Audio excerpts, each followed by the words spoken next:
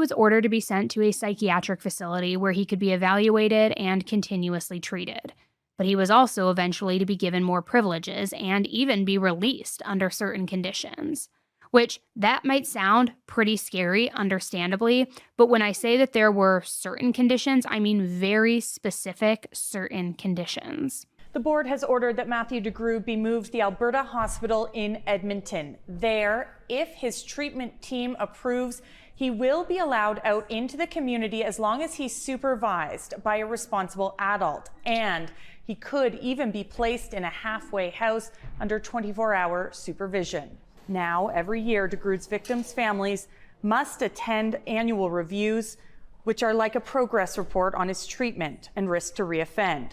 Understandably, the family members of the victims were heartbroken because nobody ever wants to hear that the person responsible for killing their loved ones could eventually be released and have a sense of freedom that their loved ones never got the chance to experience, let alone see the perpetrator every year for a progress report where they will have to hear about their loved one's killer being one step closer to being free. These 5 young, bright people will only ever smile in our memories. We can only hug them in our dreams.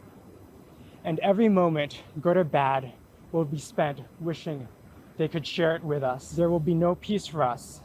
Our wounds will never fully heal, because every year our families will have to wonder what will be the fate of the man who destroyed so many lives.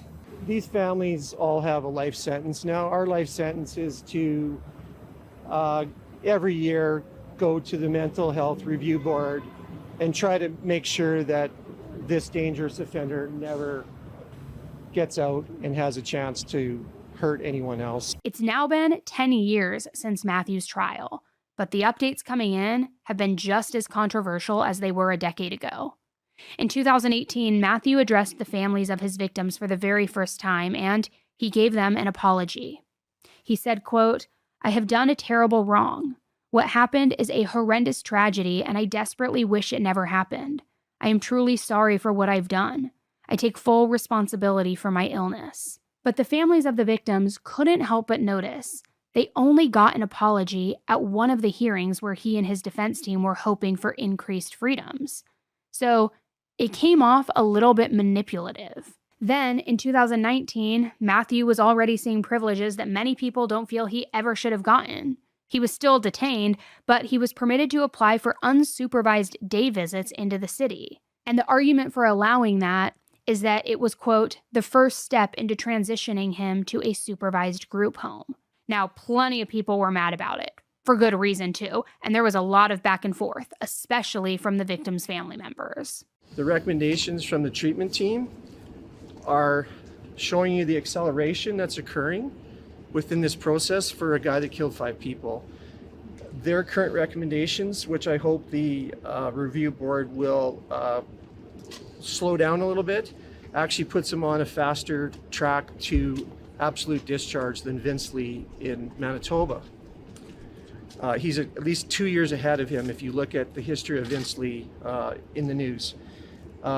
Vince Lee killed one person, Mr. McLean, Tim McLean.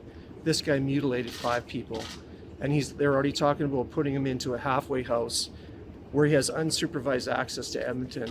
I'm not gonna lie, I feel bad for the people of Edmonton that we've somehow brought the problem to your fine city.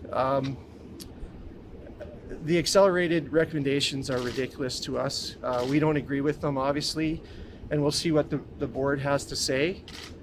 But in my opinion, the entire system needs an overhaul, and we're continuing to work on opportunities to discuss with the Federal Justice Department about